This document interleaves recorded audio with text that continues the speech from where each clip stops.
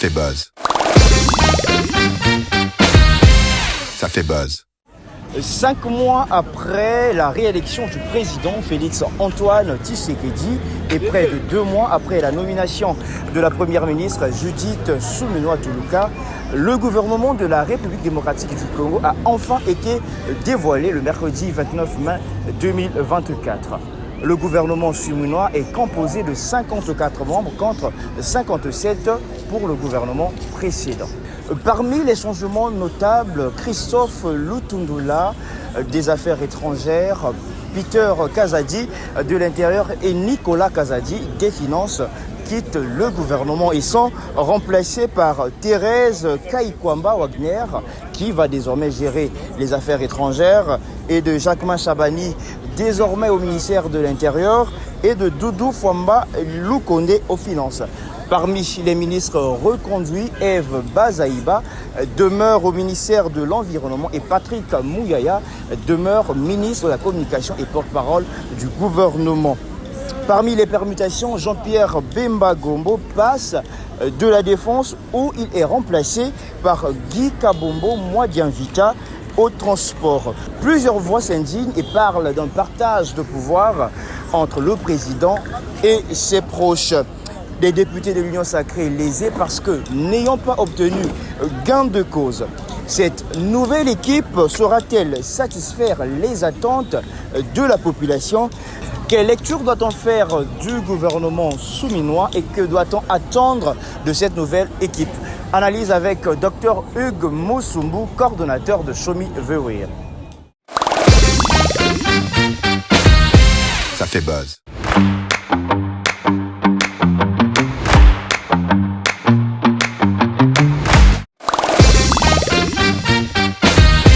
Ça fait buzz. Alors, docteur, quelle lecture peut-on faire de ce nouveau gouvernement, le gouvernement Judith Suminwa-Tuluka? La population a beaucoup d'attentes quant à ce gouvernement, qui aujourd'hui est composé de 54 membres, avec beaucoup plus de femmes et une participation active de jeunes. Je crois que ce gouvernement est un gouvernement qui regorge beaucoup d'espoir et qui peut-être va aider à ce que les pays puissent avancer le plus que possible. Parce que vous savez, le premier mandat du président de la République a été assez compliqué. Parce que nous avons constaté la COVID-19 qui a interrogé un tout peu le monde, qui a dérangé un tout peu, l'économie était au plus bas. Nous avons cette tumultude entre FCC, cash, etc., où certains individus, pour leurs intérêts égoïstes, étaient prêts à pouvoir mettre KO l'État. Donc je crois que les chefs de l'État, aujourd'hui, assez libres de ces mouvements, peuvent aujourd'hui, à travers ce gouvernement, servir le plat que tous les Congolais réellement sont en train. Un gouvernement qui va servir le plat de tous les Congolais. Alors, est-ce que ce gouvernement saura satisfaire les attentes et les exigences? Parce qu'en matière des exigences, nous savons tous que les Congolais sont très exigeants. Est-ce que ce gouvernement saura justement y faire face? Je suis très optimiste quant au travail que ce gouvernement va réaliser. Vous voyez, d'abord, lors du précédent mandat, nous avons quand même des ministres qui ont émerveiller la population. Nous avons par exemple le vice-premier ministre, le ministre de la fonction publique, qui a été d'ailleurs reconduit. Je crois qu'avec ces gens de personnes et les nouvelles figures qui s'ajoutent, nous voyons à l'intérieur Maître Jacquemin Chabani, qui, je pense qu'avec tous les problèmes qu'il y a au niveau sécuritaire, etc., avec les compétences qu'il peut avoir, je crois que ce gouvernement peut arriver réellement à satisfaire les attentes des Congolais. Le ministre de la fonction publique, Jean-Pierre Liaou, qui d'ailleurs a été publicité meilleur ministre du gouvernement Sama 2. Un mot pour lui rapidement. Je crois qu'il faut reconnaître le mérite des gens quand ils sont vivants. Jean-Pierre Liaou est un monsieur qu'il faut vraiment accompagner. Il a réalisé un travail exceptionnel lors du premier mandat. Et ce que nous pouvons lui demander, c'est continuer sur cette même lancée et peut-être faire un peu plus que ce qu'il a déjà fait. Parce qu'il y a beaucoup de défis, à relever. Et avec les jalons qui ont déjà été bien posés par son Excellence, monsieur le vice-premier ministre de la fonction publique, je crois que nous sommes assez confiants quant à la suite des événements. Alors, docteur, on a senti que certains députés ont été lésés. On ne va pas peut-être citer les noms. Pensez-vous que ces députés lésés, qui attendaient peut-être que leur nom puisse figurer dans la liste des nouveaux membres du gouvernement, feront l'opposition à l'Union sacrée? Des députés, bien sûr, de l'Union sacrée. Je crois qu'on doit être en mesure de pouvoir changer les narratifs. Les chefs de l'État ramènent une toute nouvelle politique qui n'existait pas au sein de notre classe politique congolaise. Parce qu'avant, c'était un individu qui pouvait faire la loi, qui pouvait dire ce qu'il pensait et tout le monde pouvait dire oui et amen. Non, je ne crois pas. Je pense que dans toute famille, même dans des familles, même dans un couple, il y a toujours des petits soucis, il y a toujours des petits problèmes. Là, il y a des individus, il est mort que jamais, je dis bien jamais de soucis. Je crois que, comme il a toujours fait, un bon père de famille, l'Union sacrée va encore se réunir pour pouvoir rediscuter par rapport à la solution. Maintenant, je crois que nous ne sommes peut-être pas là pour pouvoir discuter de postes, etc. Satisfaire les intérêts égoïstes, nous sommes plutôt là pour parler de l'État, parler de la nation. La nation congolaise a réellement besoin aujourd'hui que les gens se mettent au travail, que les gens laissent un tout petit peu leurs intérêts personnels, etc. Mais que ce soit l'État qui puisse être mis en avant. Et je crois que le chef de l'État, Félix-Antoine Tshisekedi Tshilombo, est réellement en train de faire quelque chose qui permettra à ce que l'Union sacrée, qui est sa famille politique, va se réunir. Et je crois qu'il y aura une bien meilleure solution qui va en découler. Et ces gouvernements doivent réellement servir aux Congolais les plats qu'ils attendent, c'est-à-dire le changement. Le changement, justement en parlant de changement, on a constaté un changement parmi les ministres reconduits, à l'instar du VPM Jean-Pierre Bemba Gombo qui quitte de la défense au transport. Pourquoi ce changement? Quelle est votre lecture? Pensez-vous qu'il n'a pas pu assurer à la défense? Voilà pourquoi il a été envoyé au transport. Je ne vais pas dire ça. Les chefs de l'État, c'est un peu comme un entraîneur. C'est un entraîneur qui peut voir que ses joueurs, là où ils jouent, il peut mieux jouer ailleurs ou tout ça là. Je ne pense pas que c'est un problème de compétence qui a posé un sérieux problème. Mais c'est le chef de l'État. Dans sa vision, quand il s'est mis, il réfléchit, il s'est dit, tel monsieur peut être un peu mieux dans un domaine tout comme dans l'autre. Ça ne veut pas dire que si on vous change de portefeuille de l'État, vous êtes moindre dans ce que vous avez déjà fait. Je crois qu'il y a beaucoup d'attentes dans le domaine du transport, notamment l'obtention finalement de notre permis de conduire parce que nous n'en avons pas. Ça pose un sérieux problème. Je crois que ce sont réellement des questions qu'il faille poser ou soit des questions qu'il faut soulever pour que le VPM au transport et votre communication puisse résoudre des petits problèmes comme ça. Ça va permettre en fait que les Congos puissent essayer d'évoluer un tout petit peu. Parce que si on doit toujours rester dans des petites questions, dans des petites guéguerres, etc., c'est paradoxal de pouvoir aujourd'hui ne pas faire confiance à un gouvernement, mais après venir demander des comptes à ces mêmes gouvernements. Je crois qu'il est important de pouvoir soutenir ce gouvernement qui est à sa genèse pour qu'en fait, en fin de compte, pouvoir se dire non, voilà, nous avons fait confiance et aujourd'hui, nous ne voyons pas le travail que vous avez pu abattre. Et c'est à ces niveaux-là qu'on peut se dire s'il faut sanctionner positivement ceux qui se démarquent, mais aussi sanctionner négativement. Et le chef de l'État est vraiment très ouvert quant à la question.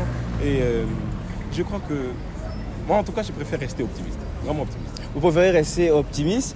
Il y a un penseur congolais qui avait dit pour finir avec les embouteillages, il faut réduire le nombre des gens dans les bus. Nous espérons vraiment que le VPM au transport, Jean-Pierre Bemba, saura emmener la solution qu'il faut. Bon, je ne vais pas mettre dans cette polémique, dans ce débat de pouvoir... c'est une thèse qui a été soutenue par quelqu'un, donc je ne vais pas m'atteler là-dessus. Je pense que le problème des embouteillages qui peut être aujourd'hui résolu,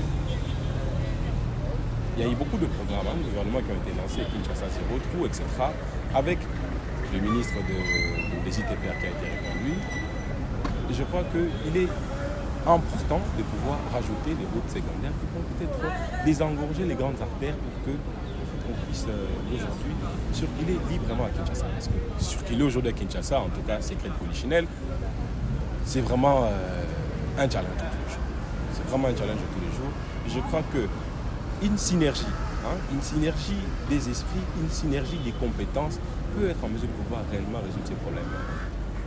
Alors docteur, avec le problème de l'insécurité qui sévit à Kinshasa, pensez-vous que le nouveau VPM à l'intérieur saura emmener les solutions qu'il faut?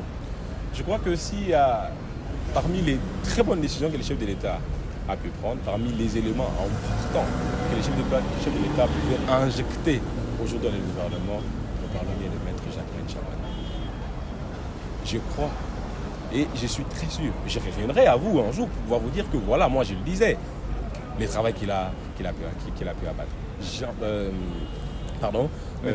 Maître Jacquemain Chabani Lioko est un monsieur terre. Nous connaissons très bien son parcours, sur d'où il est venu et jusque là où il est. Et je crois qu'avec toutes les attentes, il a toujours été très à l'écoute. D'ailleurs, il est très à l'écoute. Je demanderai à tous ceux qui ont des propositions, etc., de pouvoir me les lui faire. Mais je crois que c'est un monsieur qui va réellement venir résoudre le problème d'insécurité qui continue à nous déranger tous les jours. Donc c'est un homme, une personnalité qu'il faut là où il le fallait. Un homme qu'il faut là où il le fallait. On l'a connu directeur de campagne adjoint du président de la République. N'est-ce pas une récompense pour le travail abattu pendant les élections? C'est tout à fait normal que ces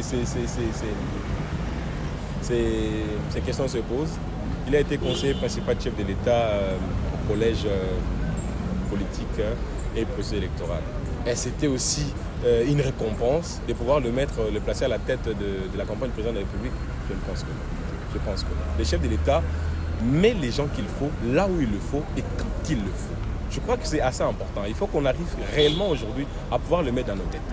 Ce sont les compétences qu'il faut. Ce n'est pas parce que voilà aujourd'hui on est amis, un jour, si vous avez une certaine compétence dans un domaine que je ne vous place pas parce que vous êtes entre guillemets mon ami. Non, je ne pense pas. C'est vrai qu'il a dirigé la campagne chef de l'État en main de maître qui a aujourd'hui permis au chef de l'État d'être le président les mieux élus de l'histoire de notre pays. Plus de 73% de suffrages exprimés. Je crois que c'est un très grand record. Je crois que dans cette même logique, ce n'est pas qu'on le met là parce que justement, il a pu aider à ce que le chef de l'État puisse remporter ces élections. Mais cette énergie qu'il a pu déployer pour pouvoir redonner au chef de l'État ses seconds mandats, je crois que c'est dans cette même logique-là que, au niveau du ministère de l'Intérieur et Sécurité, la même chose va être, cette même énergie va être dégagée.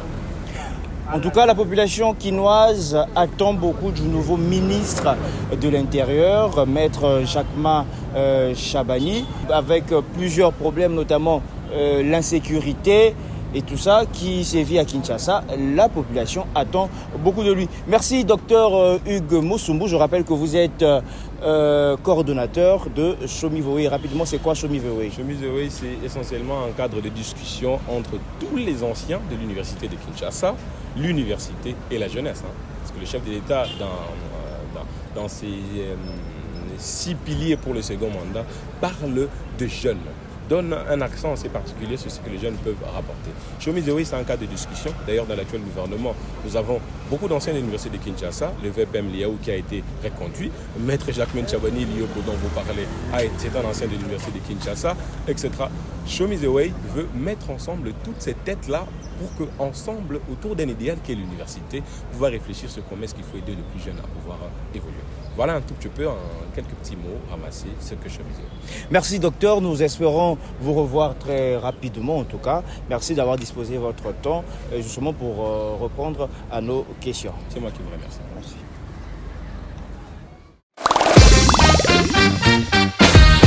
Ça fait buzz. Ça fait buzz.